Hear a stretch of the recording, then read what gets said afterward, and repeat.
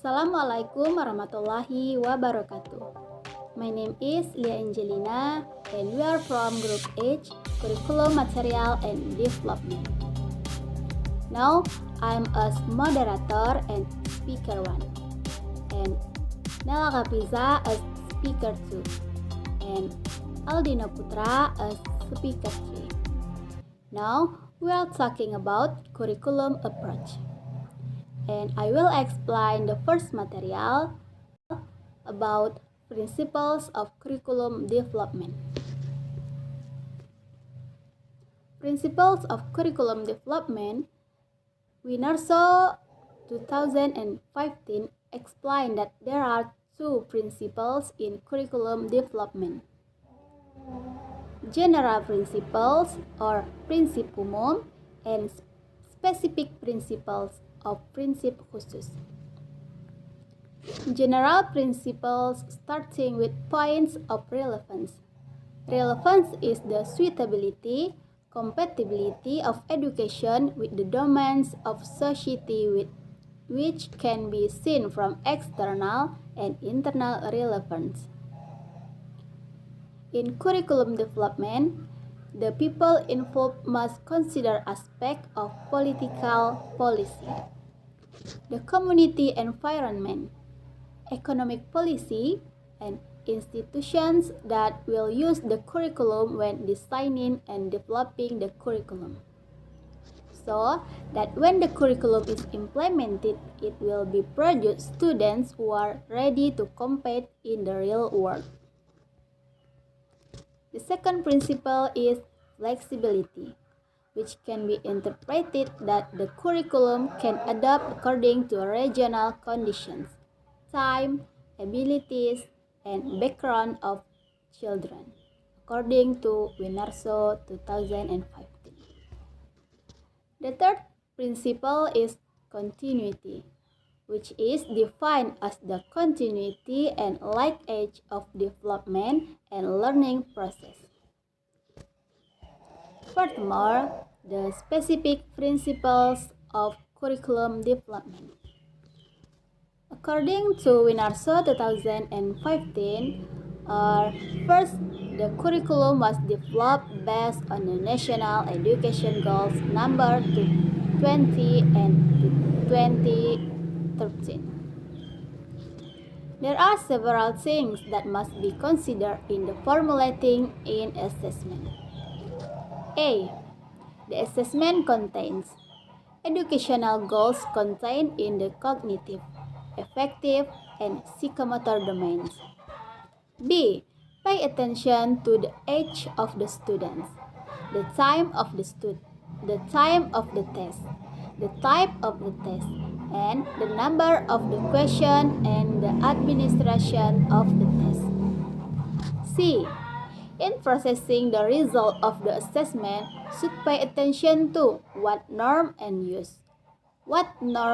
are used, formulas, scoring, and the use of tests. Thank you. And the second material will delivered by Nella Khafiza. Okay, we come for the material about curriculum development. The curriculum development approach is procedure by applying the right strategy or method by following systematic development steps to procedure a better curriculum. This means that curriculum development must be carried out systematically and based on integrated principle. Namely, in curriculum development, existing components must connect one to another and provide different views regarding the approach to curriculum development. There are 6 types of development curriculum approach that can be used in developing curriculum, namely a field of study approach, a goal-oriented approach, an approach to material organization patterns, a reconstructionalism approach, a humanities curriculum approach, and an accountability approach. In the following, each approach will be described.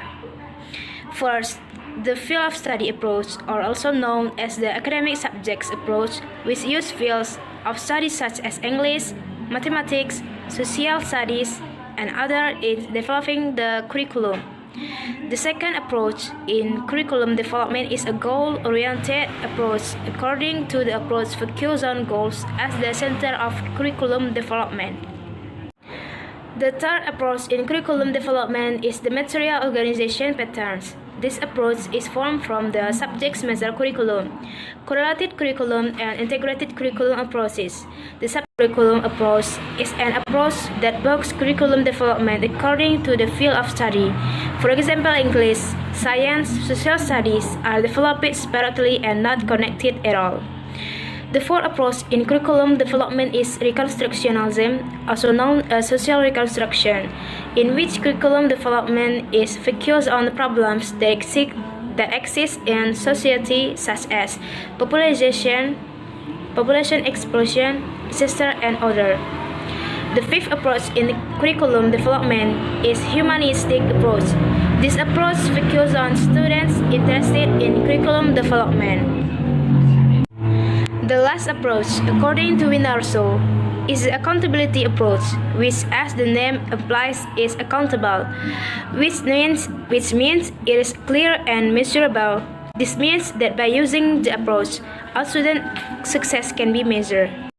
Assalamualaikum warahmatullahi wabarakatuh. Introduce myself. My name is Aldino Putra and NPM is 1904193. Okay, here I'm going to explain about forward design. In the previous section, the definition of the forward approach has been discussed. The following is a diagram that can illustrate a forward approach in curriculum development, content, process, and outcomes.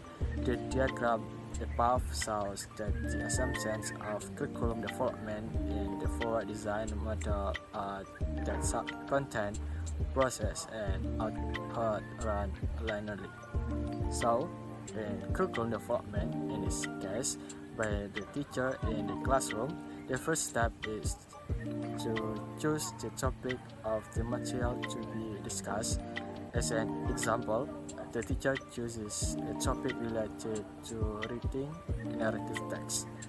Furthermore, for the preparation of the syllabus and methodology of the forward design is to determine the content of the curriculum first. That is, the preparation or curriculum developer first determines what material students need. According to Richards, determining curriculum content in terms of language theory or now a theory of language and theory of learning. The teacher does the same thing when developing teaching materials.